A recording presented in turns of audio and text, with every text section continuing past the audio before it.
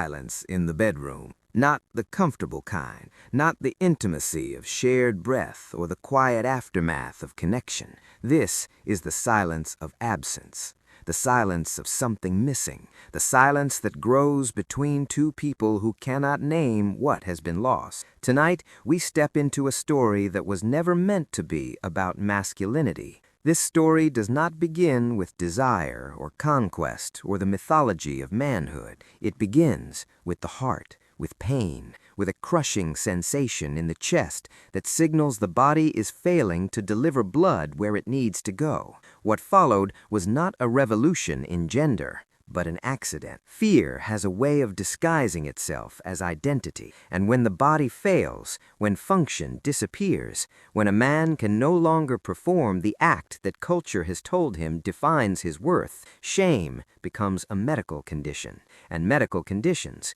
can be treated. Tonight's story is not about heroes or scientists saving mankind. It is about something created to heal the heart that ended up redefining what society believes a man should be. This is the story of a small blue pill, 4 sides, diamond-shaped, unremarkable. This is the story of Viagra. The year is 1989. Sandwich, Kent, England. A pharmaceutical laboratory hums with ordinary ambition. Researchers at Pfizer are testing a compound called UK 92480. They are searching for relief from angina, the suffocating chest pain that comes when coronary arteries narrow and the heart muscle screams for oxygen. The molecule they are testing is a phosphodiesterase type 5 inhibitor. It is designed to relax smooth muscle tissue around blood vessels, wider vessels, better blood flow, less pain. The logic is sound,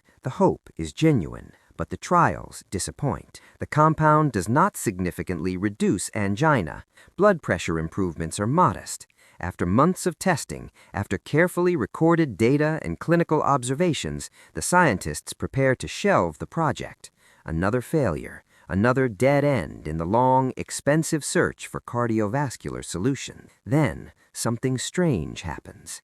The men in the trial refuse to return their pills. In clinical research, when a drug fails, participants are asked to return unused medication, standard protocol. But these men hesitate. They make excuses. They avoid eye contact. The nurses notice first, then the doctors. Something is being left unsaid. In private conversations, away from the clinical questionnaires and the formal language of medicine, the truth emerges. The drug is working, just not on the heart. It is causing erections, firm, sustained, reliable erections, in men who had not experienced them in years, in men who had quietly surrendered that part of their lives to age, to diabetes, to vascular disease, to the silent erosion of function that no one speaks about. Pfizer stops looking at the heart. Pfizer starts looking lower. Pause for a moment and think. What happens when a drug designed to save lives becomes a drug that defines identity? Drop a comment below. I want to know your thoughts. Understand what this molecule does. Sildenafil citrate blocks an enzyme, phosphodiesterase type 5, that constricts blood vessels. When that enzyme is inhibited, smooth muscle relaxes, blood flows freely. In the penis, this means the corpus cavernosum, the spongy erectile tissue, fills with blood. Pressure increases, rigidity follows. It is not magic, it is hydraulics. But in a culture where masculinity is measured by sexual performance, hydraulics become identity. The drug does not create arousal. It does not touch the mind, the emotions, the psychology of desire. It only amplifies the body's mechanical response when arousal already exists. It makes possible what the body has forgotten how to do. And in the architecture of male identity, the ability to perform sexually is not just function, it is proof of manhood itself. March 27, 1998, the USDA approves Viagra for the treatment of erectile dysfunction.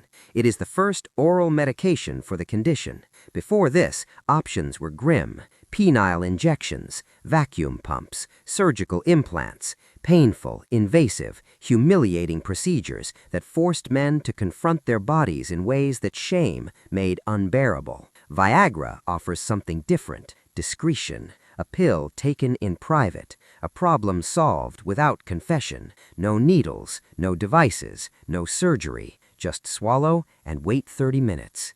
The promise is simple. The promise is seductive. You can be the man you used to be. Within 12 months, Viagra generates over $1 billion in revenue. But the demand is not only medical. Young men begin taking it. Healthy men, men with no diagnosed dysfunction, men who want assurance, want an edge, want to perform not just adequately, but exceptionally. The pill becomes a performance enhancer.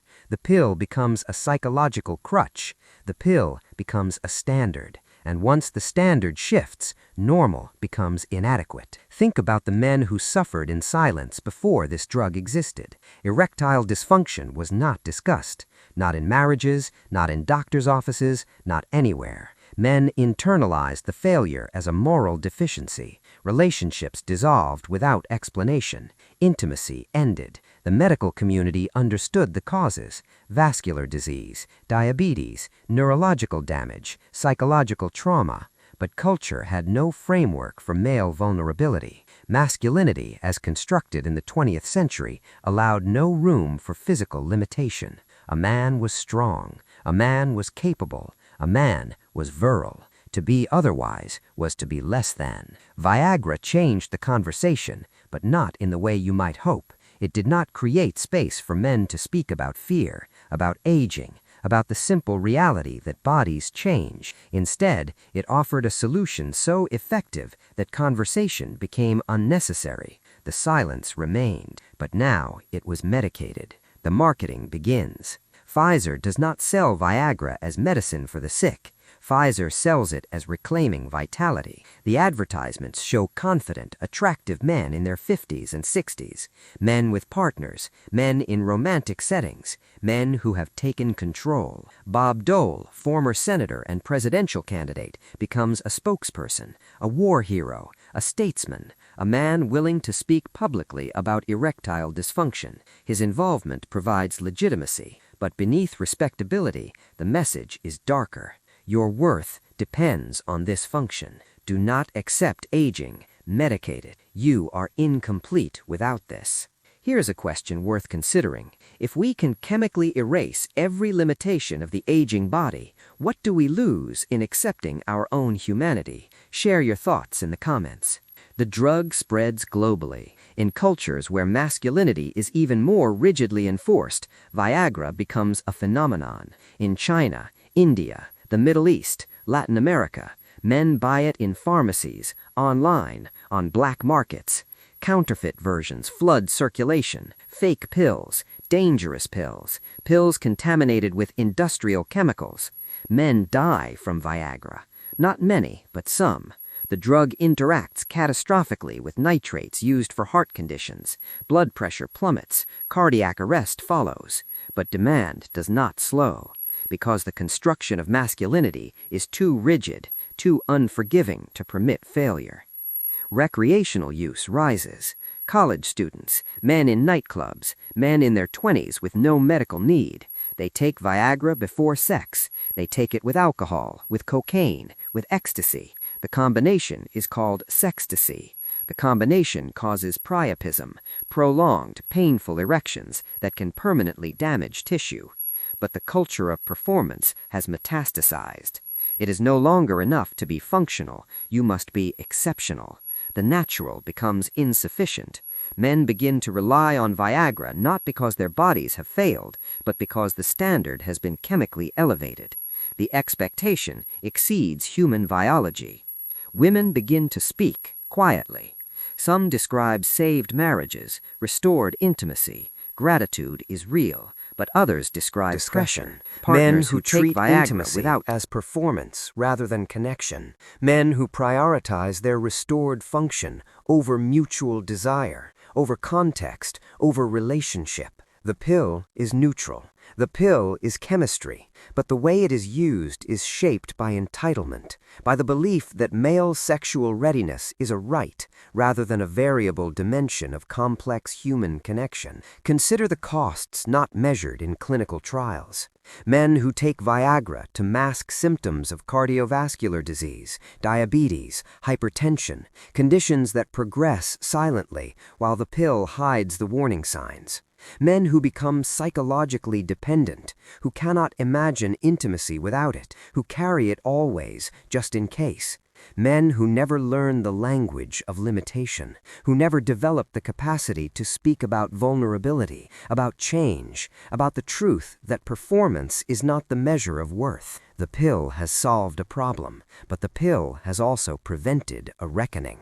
Online pharmacies proliferate. No doctor needed. Fill out a form, answer questions, pay. The pills arrive in discreet packaging. Counterfeit Viagra continues to flood markets. Pills made in unregulated factories, pills with incorrect dosages, pills contaminated with heavy metals, pesticides, industrial waste. But shame is stronger than caution. The need to perform is stronger than the need to be safe. Now we arrive at the present. Viagra is ubiquitous. Generic sildenafil is inexpensive. The drug is normalized, unremarkable. But young men in their 20s are taking it regularly, not because they need it medically, but because they are anxious, because they have been raised in a visual culture saturated with pornography, because they have learned to measure themselves against impossible standards.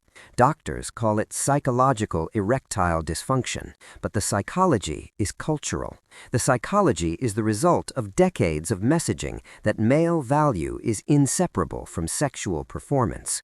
Viagra has not freed men from this prison. Viagra has made the prison comfortable. Return to the laboratory in Sandwich, Kent. The rain still falls. The compound still rests on the counter. The scientists still do not fully understand what they have created. They think they are solving a medical problem, and they are, but they are also creating a new metric of masculinity, a new form of dependence, a world where male sexual function is not allowed to vary, to decline, to be human. They are creating a market worth billions, but the cost is not only economic. Think about dual-use knowledge. A drug designed to help the heart ends up redefining gender. A side effect becomes a cultural force. A molecule becomes a mirror, reflecting our deepest anxieties about power, aging, and identity. Viagra is not the problem. Viagra is the symptom. The problem is what we have decided a man must be. The problem is the rigidity of that definition. The problem is the silence we maintain around vulnerability, around the simple truth that bodies are mortal, variable, and imperfect. We chose chemistry over conversation. We chose enhancement over acceptance. We chose performance over presence. The blue diamond still exists in millions of medicine cabinets worldwide. It waits in the drawer. It waits in the pocket. It waits in the moment of doubt, in the whisper of inadequacy, in the fear of being less than. If you found this story valuable, consider liking and subscribing. These stories matter, and they need to be told. The pill waits, patient and blue, to do what it was never designed to do, to tell a man that he is enough. But the pill cannot do that. The pill can only make blood flow. The worth, the identity, the humanity, that was always his to define. And the question remains, if we need a chemical to feel like ourselves, were we ever truly free?